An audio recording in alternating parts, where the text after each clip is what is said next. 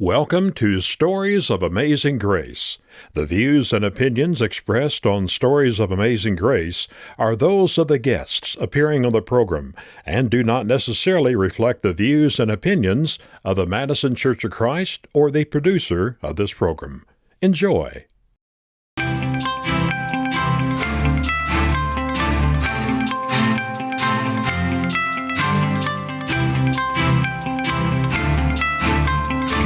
Good evening. Good evening. I'm Larry Souter, and welcome to Stories of Amazing Grace. We're coming to you from Bixter Chapel at the Madison Church of Christ in Madison, Tennessee. Thank you for joining us on YouTube, or if you're listening by way of radio through the facilities of World Christian Broadcasting, and for a live audience. Thank you for being with us. Our theme scripture always comes from Romans 8:38 through 39. I'm sure that nothing can separate us from God's love. Not life or death, not angels or spirits, not the present or the future, and not powers above or powers below. Nothing in all creation can separate us from God's love for us in Christ Jesus our Lord. Tonight's guest is a Nashville sports broadcasting legend. Hope Hines won 6 broadcast Emmy Awards, was named Best Sportscaster in the Southeast, and was inducted into the Tennessee Sports Hall of Fame. But more than that, Hope is a believer. He loves the Lord, and he loves people. I met Hope when I worked at Channel 5 in 1984 and 1985. Hope came back to Nashville, came back to Channel 5 in 83, and the station had to get rid of me to pay his salary because he made so much more than I did. So I was let go, and Hope remained. After his TV broadcasting days, he wrote a book entitled Hines Sight. I encourage you to get a copy, a signed copy. He'll be out in the lobby signing these for you. They're $20. I'm not a great sports fan. I did play basketball in high school, but I enjoy the books. I know you will if you have any interest in sports at all. It's a great book.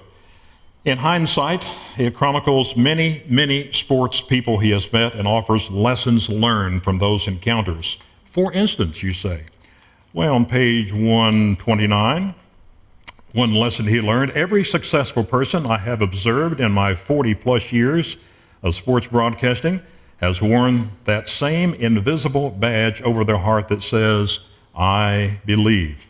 It is the one essential for success. Many times these people were not the most talented or gifted person at what they did, but they believed in themselves with a vision only they could see.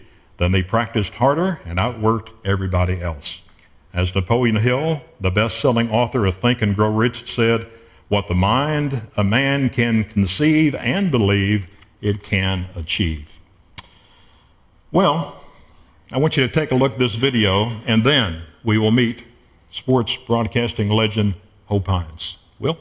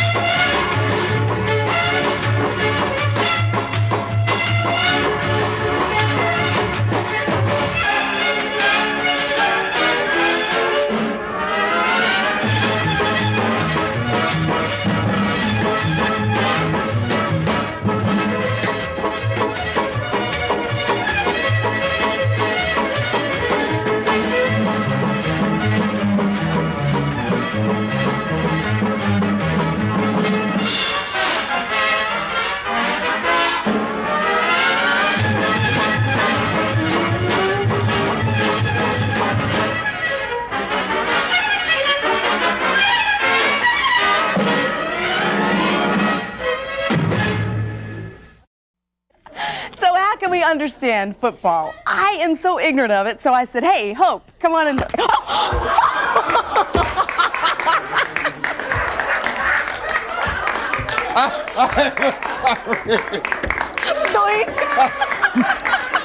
didn't mean for it to happen that way. Roughing the quarterback. Me go get you a helmet. You were the one that wanted me on this show. Hey, tell me this. Does this mean I was hit by a tight end? Was he a tight end or is he a quarterback? Do you have a headache now? Now we can go. He's a great guy. He's a charmer, and he can get you to talk when maybe you shouldn't. He was always professional and did his job, but I also think he was sensitive to how big a corner he put you in, you know, sometimes when you had the tough issues, and he would preface it with that. You know, if you answer the question in a way that he knew might be a little evasive, he'd say, now Howard, come on now, you know, and he'd work you like that, and so even though you were being worked, you didn't mind. Hope was always a dear friend of Tennessee State University and Tennessee State University football. And Hope was a friend when no other news media in this city was a friend to Tennessee State. I think the reason Hope stayed so successful is because of his honesty.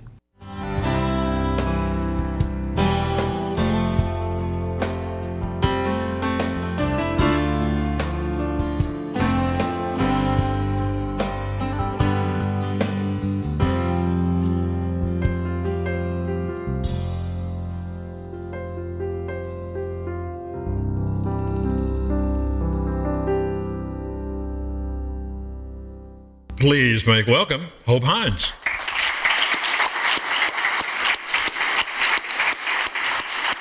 Larry, my friend. Hello, everybody.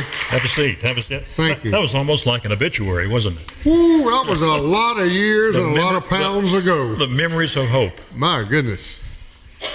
You had to dig hard to come up with all of that, Larry. Yeah. First question. Yes, sir. Hope Hines, where did the name Hope come from? You know, I've been hoping you would ask that. Mm-hmm. And I don't have an answer. Why not? Let's go to question number 2. Okay. No. My grandfather was named Hope. And I forgot to ask my mother, but here's the thing about it. I said, Mother, I was the boy named Sue, like Johnny Cash. Mama, we need to do something about this name you gave me. I'm getting whooped. I mean, they ran me ragged with my name when I was 7 or 8 years old, but I got over it. And I wouldn't change it for anything. Now, here's the thing about that. There are a lot of ladies and females with the first name Hope.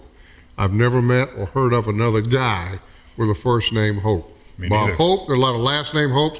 Chris Hope played for the Titans, but never a guy with the first name Hope. So that's my story, and that's all I got. All right. Well, good enough. Tell me about your broadcast career. It began where? Quitman, Georgia. How many people, raise your hand if you know where Quitman, Georgia is. Raise your hand if you know where Georgia is. Quitman, Georgia, how many know where Valdosta is? All right. We're 15 miles between Valdosta and Thomasville, Georgia. And the population when I grew up, Larry, of something less than 5,000. Small town. I didn't know it then. I thought it was a big town. But I started working at a 250-watt radio station, which is a little bit stronger than a light bulb.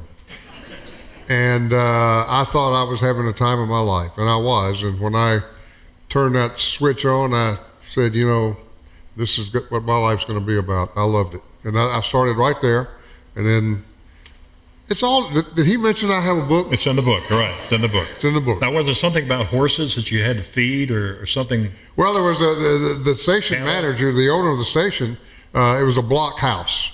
And we had about 3 rooms in it, and out back he had a stable. And he had 3 horses out there. And as a morning man, came on, see, it was a daytime only, so from sunrise to sunset.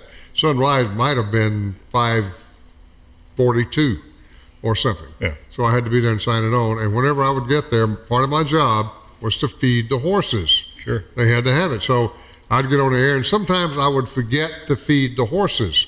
And then all of a sudden, I'd have my headsets on, and I'm leaning over, and I'm reading something, or I'm DJing, I'm getting ready to cue up a record, and all of a sudden something goes, it's the horses bumping the glass door with their nose. And I knew right then, okay folks, as soon as we do this, I got to get up and feed the horses. But that's pretty low on the totem pole, Larry, when you start in broadcasting the way I did. Now this was a religious station, and they sold items on the air as well? Yeah, we did everything on the air.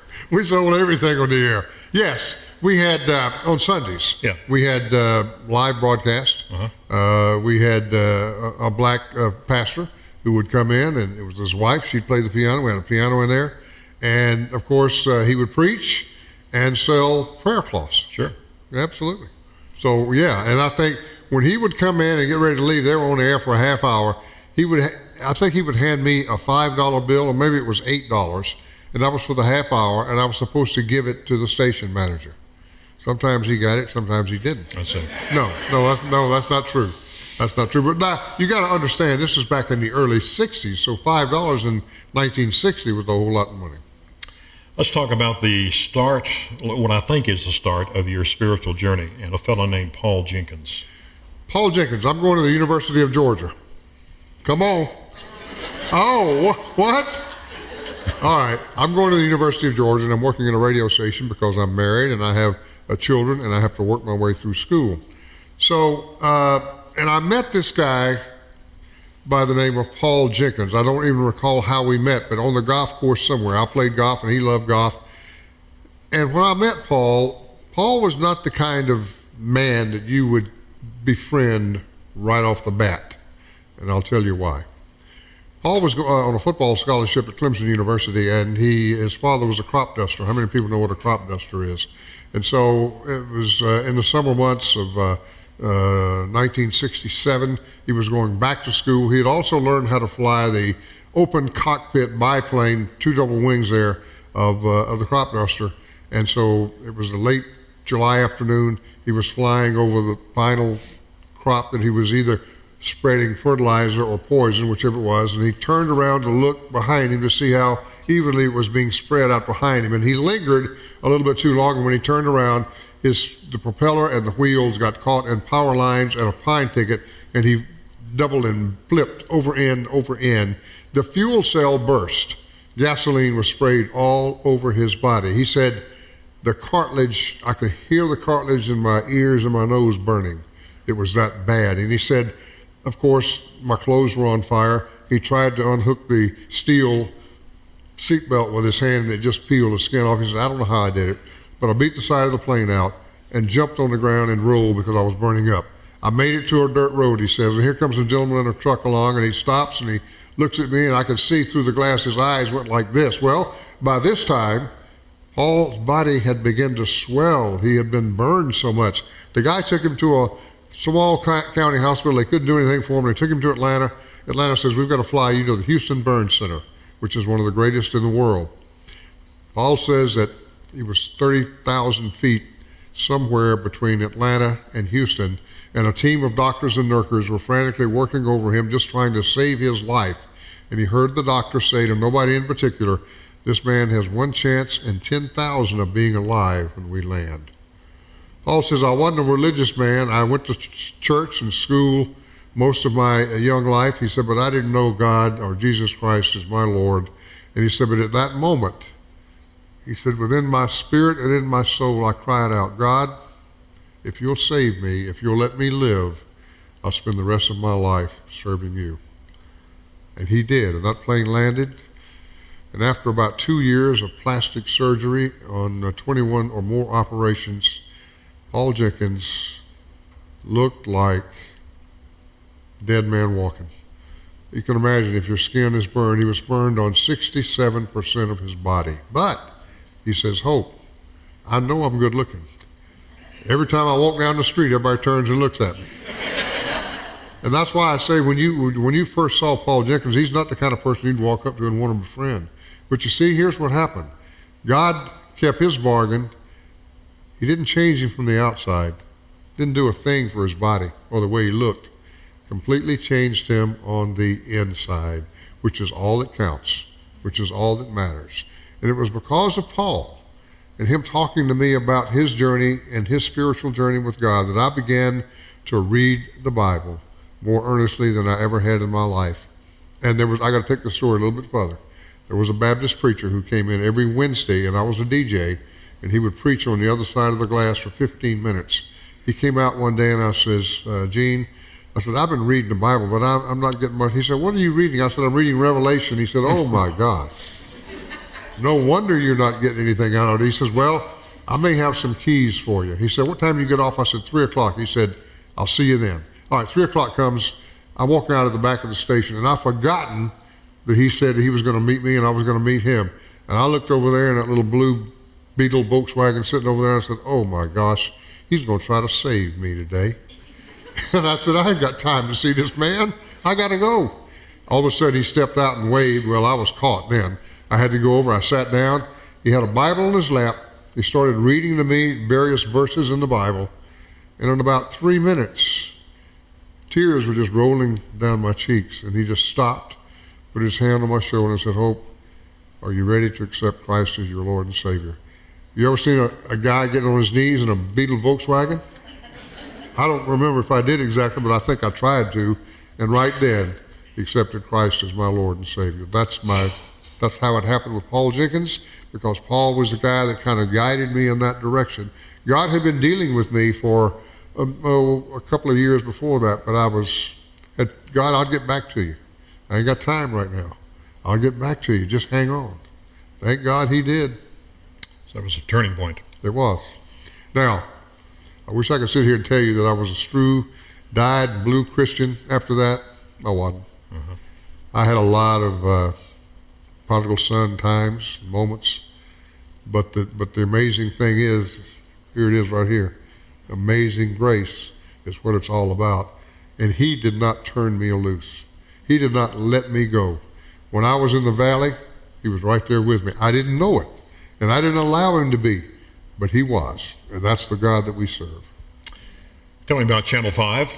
How did that job come about? I thought I did it, but God did it. I was at the University of Georgia. I graduated. Chris Clark had gone to the University of Georgia, and John Lashley, maybe some of you people remember John Lashley, they fired John.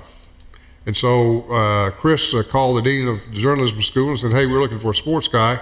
You know anybody that you'd recommend? And Dr. McDougall recommended me. And he called me and said, hey, here's the phone number of Chris Clark. You need to call him in Nashville, Tennessee. I said, where's Nashville? I didn't even know.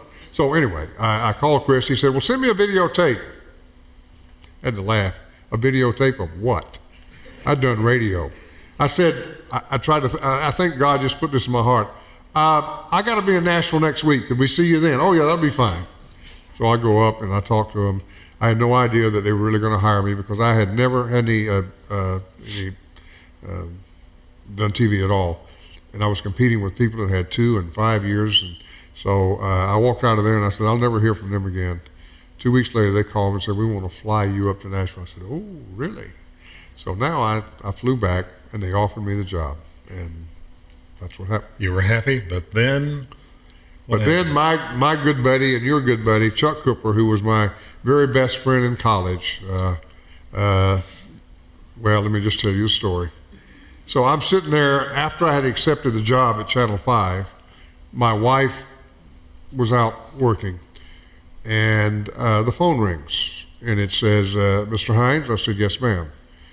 Said, this is Susan Brown with Western Union. I have a telegraph from WLAC-TV in Nashville. May I read it to you? I said, well, sure. And she opened it up and she says, due to internal strife, we're going to have to rescind your offer of employment. I said, what? And then she said, that's it. She hung up. I sat there and I couldn't believe what I just heard. And you cried. Yes, I cried. I started crying, and I think I probably said one or two things to him too. and I said, and I called my wife and I said, you won't believe what they just did. They gave me the job, now they've taken it away. And I was on the verge of getting ready to call my parents and some other friends, and all of a sudden, the phone rings again. Hello, Mr. Hines, this is Susan Brown with Western Union. I have a second telegram. May I read it to you? I said, please do. It said, gotcha, and hung up. And I knew exactly who sent it. I called him on the phone. I said, you want to meet me where you are, or you want to come to my house? Because we're going to rumble. But that was the best practical joke. Chuck Cooper. Yes, Chuck exactly. Cooper. Chuck Cooper. Yeah. And I keep telling him, you talk about a gotcha, you don't know when yours is coming yet. Your first interview was with TV interview with Richard Petty? The king. At the racetrack? Richard Petty. I'd never done a TV interview. I'd done a lot of radio interviews, but I didn't know. And Milton McClurkin, who was a photographer, said, all right, come on, we're going out to the racetrack. And I didn't even know what to do with a microphone, a camera. He said, you just follow me. So he shot some B-roll. And Richard was over there under the hood, working on his carburetor, on his engine and all of that. And I'm just standing back thinking, well, he's going to come over and say, hey, you want to talk to me? That's not really the way it goes in the real world. So after about 15, 20 minutes, Milton had to get back to the station. He says, he grabbed me by the shirt sleeve, he pulled me, he said, come on, we'll get the interview. Walked up, Petty was leaning over in his hood, all you could see was behind, and he tapped him on the shoulder. Richard said, I'll be there in a minute. So we had to wait another 5 minutes. He turned around, he had his rag, and he was wiping his hands, and he said, and my photographer said, could we do an interview? He said, well, sure. That was my first interview that I'd ever done, but I had no protocol, didn't know how to go about it, but I learned on the king himself, and he couldn't have been nicer. He understood that I was a rookie and a novice at what I was doing, and he helped me along. So. I think in your book you said about the interview, I'll never forget it. I won't say it was better than my first kiss, but it came pretty close. I think that's probably right. Yeah. Exactly. And it couldn't have happened with a nicer guy. What about the John Merritt show? That was a pretty popular show here. Now, how many know John Merritt? John Merritt was a head football coach at Tennessee State University, and nothing but Mr. Personality. He had charisma all day long. He could have been governor back then almost if he'd have wanted to. We're talking in the 70s now. But John did his football show on Sunday mornings, and I hosted it. And during the football season, every year, and I hosted it for 3 or 4 or 5 years, whatever it was the #1 rated show in Nashville. Not because of me, but because of John Merritt. He would get that stogie, and he'd sit up there in chairs about like we got right here, and the camera's sitting out there, and he'd just stick it in his mouth, and he'd get out his lighter, and he'd light it, and he'd just sit there, and he'd puff on that stogie and talk football. And after about 5 or 6 minutes, wasn't anything but a gray halo right up here. And I'd start coughing and sputtering, and he thought that was the funniest thing in the world.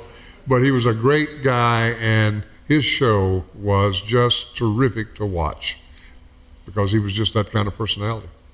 You came to Nashville, then you went to other markets. Give me a quick rundown of some of this and maybe how God worked, had his hand in your life in going to these various markets. I left here in 1975, went to San Diego, and I was a TV sportscaster, and I also did the Chargers on radio and football. Mm-hmm. John Merritt also helped me get that job because Tank Younger, who was the assistant general manager of the Titans, had played football for the Rams and, of course, knew John because he recruited and tried to sign students from Tennessee State. And I called John. I said, hey, baby. He called everybody baby. I said, hey, baby. I said, I'm trying to get this job. He said, I'll take care of it. Next day or two, I got a call. He said, you got the job. And so I did the play-by-play, and it was great. Those are the days, though, when Dan Fouts was the quarterback. Now, you ladies probably won't remember this if you're not big sports fans, but Dan was the quarterback. Mercury Morris had come from Miami. The Padres didn't do very well. Ray Kroc, who of course was the founder of McDonald's, right. And there's a movie out called The Founder. Yep. And I got to know Ray Kroc pretty well and went into his home at La Jolla, California on several occasions to interview him and had a great relationship with them. Left there, went to New Orleans on WWL, did Saints on TV. There. And then I got out of television and went back to Quitman, close to Valdosta, and worked in real estate with my family because I thought that was going to be the thing to do, and so did they, and it wasn't. I got 2 brothers. You don't want to go in business with your family, folks, if you hadn't started out that way. But I thought while I was down there, I said, I need to try to keep my hand in TV because I might need to get out of this real estate thing and get back into TV. So I went to Tallahassee. They said, well, we got an opening for a weekend anchor. You want to do that? I said, sure. I weekend anchored for about 2 years, and then this is in the late 70s, and Carter was president. Nothing against President Carter, but the interest rates went sky high, gas went sky high, and I said, I got to go back and do what I know best. Interesting enough, I started sending out tapes because I had done sports most of my career, and then I had done the news there. I got an offer from a TV station in St. Petersburg to be their news anchor, and an offer in Charlotte, North Carolina to go work for Ted Turner as a sportscaster. Which did I choose? Unusual to get 2 offers. Yes. Yeah. No, very unusual. I mean, I was very blessed. And I had accepted the offer in St. Petersburg and had to call those people back on the phone and tell them, no, I'm going to Charlotte, North Carolina. They were not very happy with me, and I can understand that. So I go to Charlotte, and I'm there for about a year. And then I get a call from a station in Baltimore, and they said, we're looking for somebody to do a weekend half-hour sports show, which they weren't being done at that time in the country. So I left Charlotte, went to Baltimore, was there for a very long time. And Baltimore was a great place for me because I did the Colts games. They were the Colts then, Bob Irsay moved him out of town a few years after that, 1984. But Johnny Unitas was my color guy. Remember Johnny U? I'll tell you what, traveling with Johnny Unitas in those days was like traveling with a rock star. You flew into an airport or a restaurant or a hotel, people just galvanated to him. And he was the kindest man in the world. He would stand there and sign autographs and take pictures as long as you wanted to. A great, great guy. Another guy that I worked with, Larry, was a pretty good third baseman, Brooks Robinson, played for the Orioles. He and I would do a live broadcast from Memorial Stadium for the 6 o'clock news. Oddly enough, with Brooks, he would immediately when the broadcast was over, he'd hand me the mic and he'd turn around and walk out. And I said to him one day, I said, Brooks, wait a minute, why don't you stay and watch the game? Don't you want to stay and see what the team's doing? He put his hand on my shoulder and he said, let me tell you something, Hope. He said, I spent over half of my life in somebody's stadium. I'm going home. And when it got time for me to retire, I said, you know what? I'm going home. You had a run-in with somebody in Baltimore, Earl Weaver? Earl Weaver. Earl, my man, Earl Weaver. He was the manager of the Orioles. But I went in to interview Earl the first time. Now I'm accustomed to being around basketball coaches and football coaches and not baseball managers. And we got done with the interview and I said, thanks, Coach. He says, what'd you call me? I said, thanks, Coach Weaver. He said, you know what, young man, if you're going to work in this town, you're going to have to learn what my title is. I ain't nobody's coach. I'm manager of the Baltimore Orioles, and you better get on board with that right now. I said, yes, sir, I'm on board. I will be on board. But yeah, that was totally my mistake, and he set me straight. And Baltimore, you left there, came to? And came back to Nashville. But in Baltimore, by the way, you want to talk about Oprah Winfrey? Yeah. Oprah Winfrey. How many people know Oprah Winfrey? How many people know that she worked at Channel 5? Yeah, all right. Well, I was there when she was hired. And I can tell you this, nobody knew that her future was going to turn out like it did. Of course we didn't.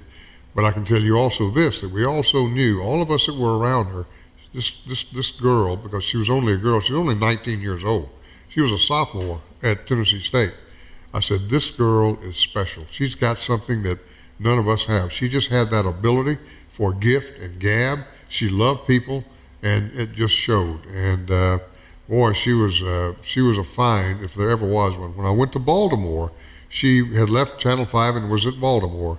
And I was at a Union Station. We went on strike. I'm in Miami covering the Orioles for spring training. And I get a phone call and says, hey, you need to get on a plane and get back. We're fixing a strike, or management's not going to buy your ticket back. So we struck. We were on the walk the street for 7 weeks. Oprah would come over and walk with us, you know, as a show of support. But those were some trying times. And then after that was over, they busted the union, and most of us left the station. And that's when I decided to come back. Time to get out of there. Yeah. They didn't want you. But Larry, when I did get out of there, my wife and I packed up a U-Haul, drove it back to Nashville. I parked it in my father-in-law's front yard and sat there and I said, I don't have a clue what I'm going to do. And after a couple of days, I called Tom Irvin, who was the station manager at Channel 5, and I said, Tom, I've come back to Nashville. I don't know what's going on with the on-the-air talent, but if you'd like to talk to me, I certainly would like to talk to you. And I sat outside of the station at that point in time before walking in, and I just prayed right there on the street on James Robinson Parkway. I said, Lord, I can't do this. If you want me back where you had me to begin with, then I'm ready to go, but you're going to have to make it work out. And he did. They had a guy, but he was under contract, and Tom says, I can't do anything right now, but if you're willing to come back and work on the weekends and work your way back up, he said, let's do it. I said, it's fine with me. And then after about 6 months, he fired the guy he hired and put me up there. So. And me too. That's right. That's my story. Tell me about some first impressions. A couple names here. Jeff Fisher. What's he like? What was he like? California cool. California cool. California cool. That was Jeff Fisher. Jeff Fisher was a very calculating, and not necessarily in a bad way, but he knew how to massage and handle the media. Nothing ever ruffled his feathers. I've never saw him frustrated one time just because he had that California cool about him. He had so much confidence He had so much ability. He was a very intelligent person. And I liked the media, the entire media liked him. He didn't always like the way he answered your questions, but you had to respect him. And, the Titans were doing very well during those years. And he was a great guy. I see him occasionally. He's got a home here, and he's got a home in Montana. And from my understanding he's going to be coaching again next year somewhere. I don't know yet. Steve McNair? Steve McNair, what a tragedy, huh? Mm-hmm. What a tragic situation. Where were you when you heard the news? That's a great story. I'm sitting in my office in my house doing whatever on a Saturday morning. The phone rings. It is my daughter-in-law. She says, Hope, Steve McNair has been shot. I said, really? I said, call me back when you hadn't had too many beers.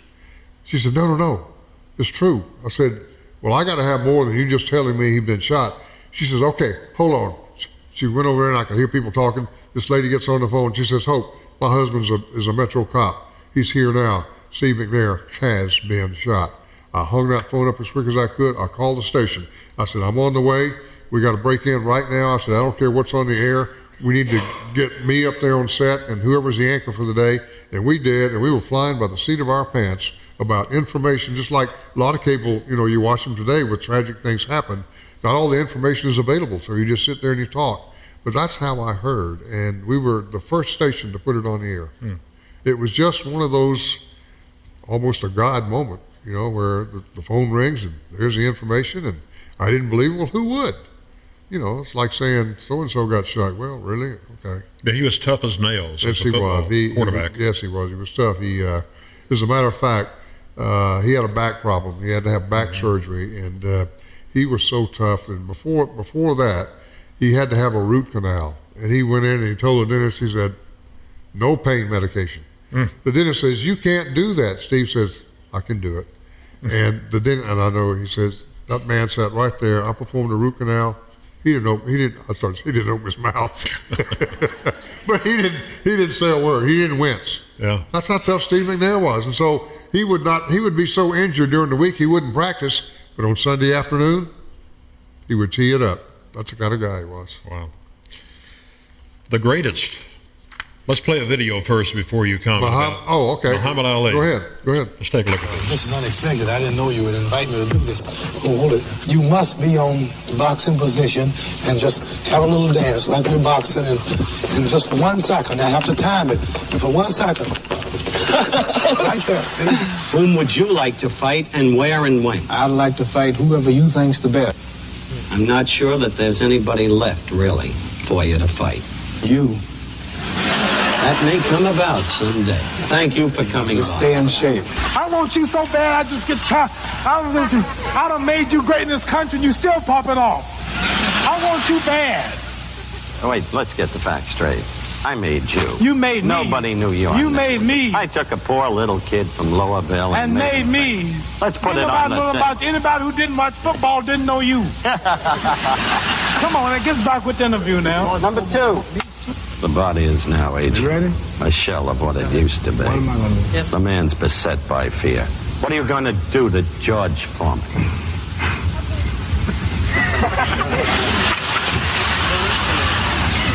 He just said the man's body is not what it used to be. The man is beset by fear. Talking about me. You crazy. If I had a lower IQ, I could enjoy your interview.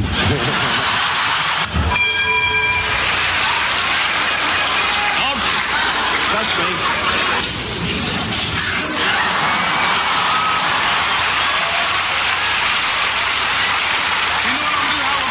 I promise you this, and I promise the world.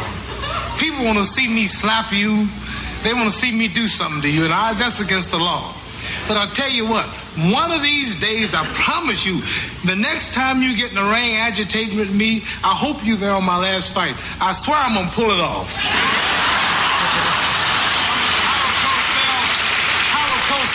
Show the people that you're not the man you was a few years ago. And you met the man in Africa. I did. Tell me about that. What were your impressions of him? Well, Muhammad Ali was everything that you see right up there. He was such a personality. John Merritt, as I talked about earlier, was a great personality. There's no personality any greater or bigger than Muhammad Ali. The station sent me over there in 1974 to cover him, and we went out to Joseph Mobutu, who was the dictator during that time, at his compound on the Congo, and that's where Ali trained. And I'd walk out there, and when you turn the red light on, when you turn the camera on, Ali was ready to go. He would talk to you until you couldn't talk anymore. And he was a wonderful guy, and he was a very intelligent man, as you can tell. I mean, he speaks very well. He could think as fast as he could throw a jab. Just a great personality. I had an opportunity to cover him not only in Zaire, but in Las Vegas and several places. And he gave me a workout towel that he had around his neck one day, and I took it and I lost it. It's one of those things that, something like that you want to keep forever. And I don't know what happened to it, but he was a great personality. It was a great trip over there, and Howard Cosell was someone else that I knew pretty well and interviewed him on several occasions. But when those two got together, you talk about a show, as we just saw. They ruled the ratings back in those days. Do you remember some cuisine you had over there with Angelo Dundee? With Angelo Dundee, who was Muhammad Ali's manager or trainer. Yeah, I'd gotten to know them pretty well because when we first went over there, I was one of the first reporters over there. Nobody else much was over there. So Ali loved me because I had a camera. Turn the camera on, he's ready to go. But he loved talking about Nashville. He knew some people here in Nashville back in those days. But Angelo Dundee said to me one day, he said, "Here, come on, sit down, let's eat." So he said, "I've ordered something special for you." I said, "Fine." I had no idea what to eat or how to order anything else. So we're sitting there eating, and I'm eating, and it's not all that great, but I'm trying to act like it is. Some of those places, times you do that when somebody buys you dinner or whatever, and we get through and everybody's done. He kind of looks at me and he puts his hand on my shoulder and he says, "Hey, how was that great meal?" I said, "It was okay." I said, "By the way, what was it?" He said, "Monkey head." Good old monkey head. I said, "What?" He said, "Yeah." I said, "Hadn't you had monkey head before?" I said, "They don't serve that in Nashville, Tennessee. Come on, man." But yeah, he tricked me. It wasn't all that bad, but it was, I didn't want to do it again. And if he asked me to have lunch with him again, I said, "Thanks, but that's okay. No deal." Wow, you've had an interesting career, met so many people. We're going to take some time here and allow the audience to ask some questions. So be thinking. While you're thinking, let me share some things here you may not know about Hope. Hope met his boyhood cowboy hero, Gene Autry, standing in front of a restroom urinal. Whoa! Hope wrote a romance novel entitled Love on the Run. It was submitted to Harlequin Books. They read it but did not publish it. And you were the co-executive producer along with Buddy Reagan for ID 21, the show we taped here in this building with Susan Meredith Beyer. She was our guest a couple of months ago. Wonderful lady. Yeah. Yep. Have some questions for Hope? What was your impression of Pat Summitt? Pat Summitt was a lady in class. She was a classy lady. She was a very, very, shall we say, focused person. Even in an interview, she thought very hard about what she was going to say when she would say it. We all know the kind of coach that she was. She was a brilliant coach. She had a way with young women and getting them to believe in what she was teaching and getting them to play for her and play hard for her. It was so tragic what happened to her, but she was a great lady, one of the real heroes of my life. She was someone that I admire, still do. Read her books and think about her often, and she was just a great lady, absolutely. What'd you think of Don Meyer, Coach Don Meyer? Don Meyer was another great man. Had a really, really fine relationship with Don. Was invited to come to the premiere of the movie. How many people saw the movie of Don's life? Okay, he was a special person. Don, the thing that I always remember about him, he was a comedian with such a dry sense of humor. I had him on my talk show many times, and you would never know what was going to come out of Don's mouth. But he was a funny guy. He loved his players. He loved basketball. He made, you know what? That man made a lot of money. Not at Lipscomb, but in videos. Yeah. He did camps every year. He had national, international coaches that came in. He had coaches that would buy his videotapes just to learn from him. Don Meyer was a great basketball coach and was happy to coach right where he was. Didn't need to be at Division I college. And of course, we all know the story that he didn't agree with Lipscomb when they wanted to go Division I, and so he left and then went to North Dakota. And the rest is history, so to speak. But Don Meyer was a great guy. Yes. Yes, sir. What was your relationship with your competitor, Rudy Kalis? Rudy Kalis and I are great friends. We always have been. As a matter of fact, now that you mention that, we may be doing a radio show together the first of the year. We don't know yet. We're talking about it. And we'll see if that's going to work out or not. But Rudy's a great guy. Love Rudy and the things that he stands for and everything that he's done. And he's getting ready to retire. He'll be retiring at the end of this year. He and I have talked about retirement. I said, Rudy, there's some things you got to know about retirement. First of all, you got to sit down with your wife. You got to make some ground rules. You got to have some hard and fast ground rules about how much you're going to be around that house, because you won't believe some of the things that go on when you're not there. So he's looking forward to that. But Rudy's a good guy. I like Rudy very much. Tim Corbin is one of the finest men I've ever had the pleasure of knowing. Tim Corbin, of course, is the head baseball coach at Vanderbilt. Just a quality guy. You know, if I had a son, I don't care what Tim coached. I'd like for my son to play for him. He's got a heart of gold. His heart is in the right place. He's a man of character. He's a man of integrity. His players believe in him. His players love him. And he's doing all the right things the right way. And look what he's already done at Vanderbilt. Already won a World Series, World Championship. May do it again here in the next few years. So Tim Corbin is a welcome addition to the Middle Tennessee sports family. And of course, he's been here now about, 10 years, I guess. 8 or 10 years, something like that. So I love Tim Corbin. Good man. Yes, sir. Will you talk about the family and their and all your moving, and what was that like for them? I mean, oh my gosh. Yeah, talk about that life. My wife and I don't talk about that much anymore. We moved a total of 16 times. Now, there weren't 16 cities, but in some cities we moved 3 or 4 times, and still that's a big deal. But my wife, bless her heart, and she's not been in good health for the last few years, and that's one of the reasons that I retired when I did. I would have stayed another 3 years, but my wife was ill. She's not an invalid, but she's in the house most of the time, and it was just better for me to retire and be home so I could take care of her the way that was needed. But she supported me 100% all those years, and so now it's time for me to support her and take care of her. But you know, I had kids that grew up and they never knew what school they were going to be going to the next year. But we finally settled down when we came back to Nashville.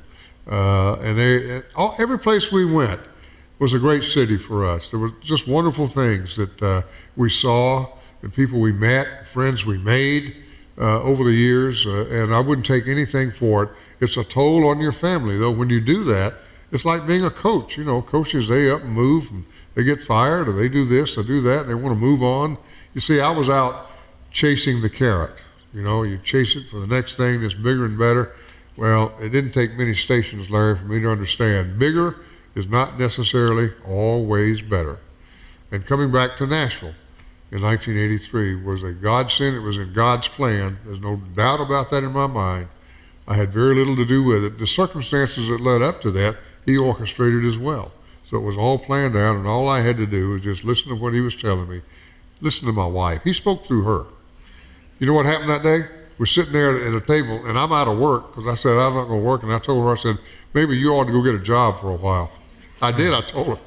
And I said, this broadcast industry has beaten me to a pulp. I just need to sit here and regroup. And that's when I wrote that romance novel. Love on the Run. Love on the Run. Man, I had that thing written down. Anyway, she comes in one day from work, and she says, we need to talk. I said, okay. She says, I'm going back to Nashville. You want to go? I said, well, I'm not doing anything else. Might as well. So it was shortly after that we moved back, and that's when I said I didn't have a clue what I was going to do. And I could have sold shoes or insurance or worked in a restaurant. I didn't know. But I prayed about it, and the Lord led me back to where he wanted me to be. So, Tell me about your buddy Chuck Ross. Chuck Ross. How many know Chuck Ross? Everybody knows Chuck. Chuck, I'm going to tell you what, here's the way it would happen. Just about every night of the week, the phone would ring about 8 o'clock. Hey, buddy. How you doing? I said, I'm doing fine, Chuck. What are you doing? I said, I'm talking to you, Chuck. He said, you know Lipscomb's playing tonight, don't you? I said, yeah, I do. So you going to be there? No, Chuck, I can't be there. Why? Why can't you be there? I said, Chuck, I got some other stuff to do. You going to send a camera? Yeah, Chuck, I'm going to send a camera. What time is he going to get there? Chuck, I don't know, but I'll have the camera there. Don't worry about it. We'll get the footage. That was Chuck. And he would call after the game and give me the score. And I had interns that we hired. And I said, guys and gals, if you ever answer the phone at night, and it's a guy who didn't, Chuck Ross had mental challenges. And if you tell pretty quick that, he's not like everybody else, you do not do anything but be kind and nice to that young man. And if he gives you a score, you take it to the bank. He would call me with Brave scores. Chuck, I can get Brave scores, but he didn't know that. He wanted to call me and give me every score that he had. Chuck was a phenomenal, and you know what? God's got a special place in heaven for Chuck Ross right now. We just love Chuck. And he was a great, great ambassador. Jimmy Davey, how many people know Jimmy Davey? He was a Tennessean sports writer. I thought he went here to church, but maybe he doesn't. And he wrote a book called Beat 'em and Beat 'em Bad. But that's what Chuck used to say. We're going to beat 'em and beat 'em bad. But he wrote that book, and when Chuck lived with his mother, when his mother died, Jimmy Davey wrote that book so they would take the proceeds and be able to provide him with assisted living and that sort of thing. Lakeshore. Yeah, exactly. Right. Yep. Chuck was a big part of my life. A lot of times I didn't want him to be, but he was.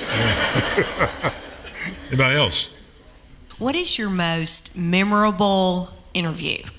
Whether it's a professional, amateur, what's your most memorable interview? Muhammad Ali. Muhammad Ali. There's no question about it. Because I was in the presence of greatness. There was no question about that. Muhammad Ali was a great athlete.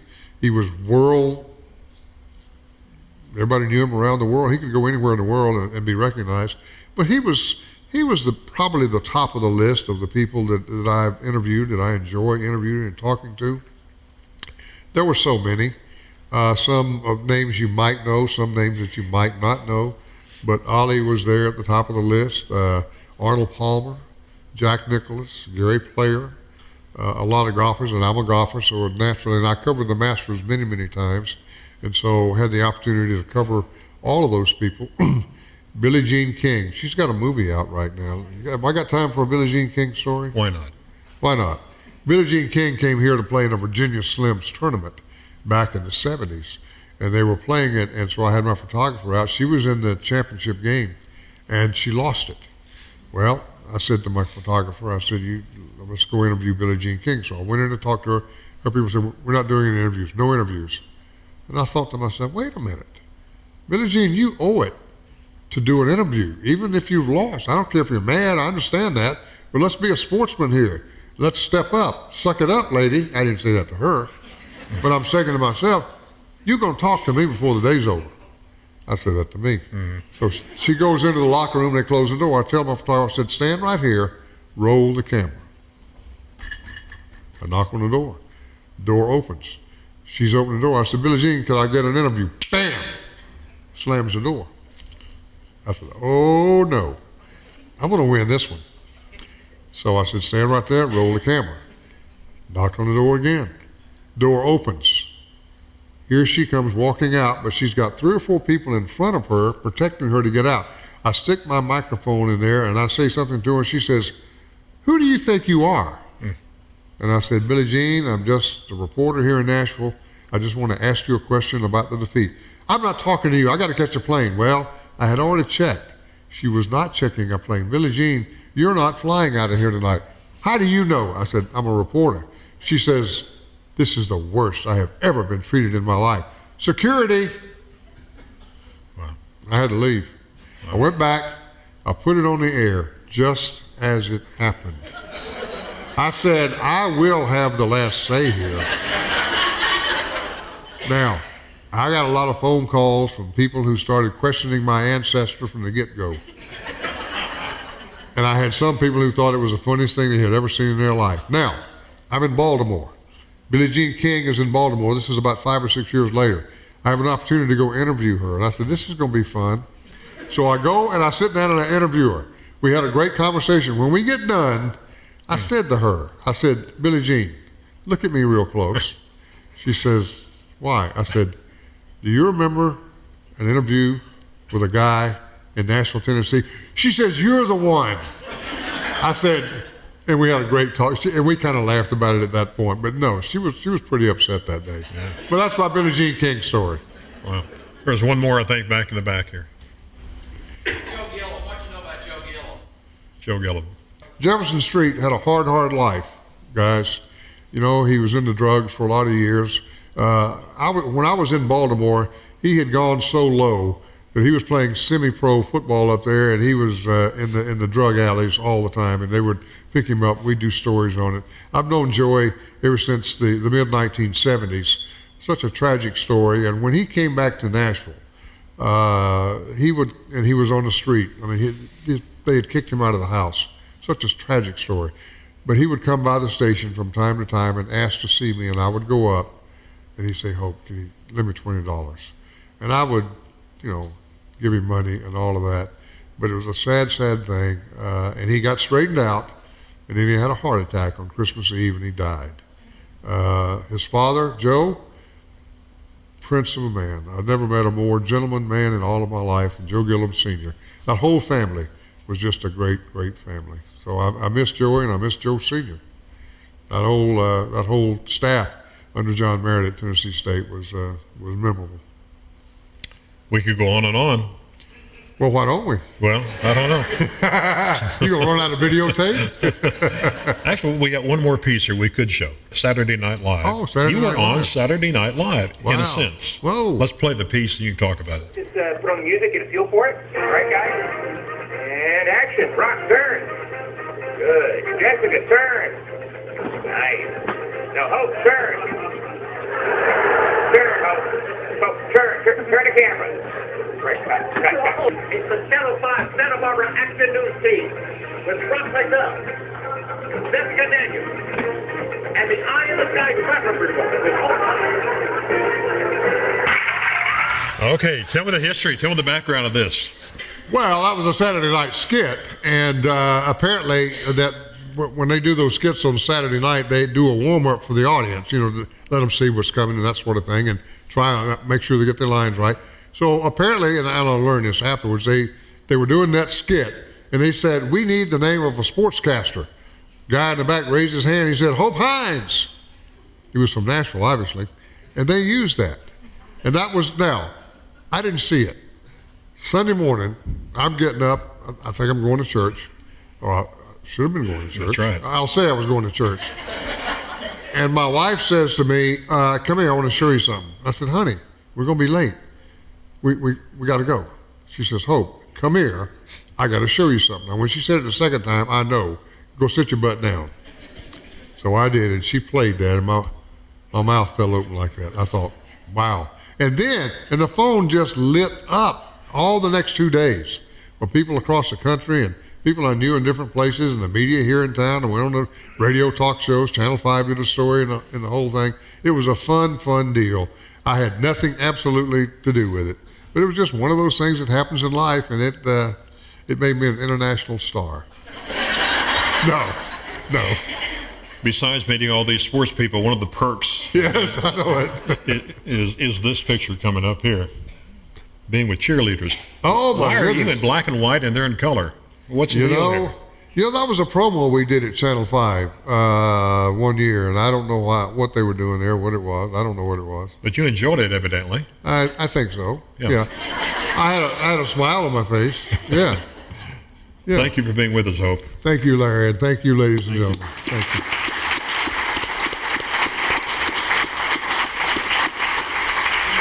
And your book, In Hines Sight, is in the lobby, and you will be there signing the book. there. And it's I'll be $20. A very good read. I encourage you to get a copy. Next month, on Stories of Amazing Grace, The Awakening of H.K. Derryberry. He's a blind young man who can recall the details of every day of his life since age 3. I know him. You know him. You will be amazed by this young man. You need to come see that. And thanks for being with us, and we'll see you next month.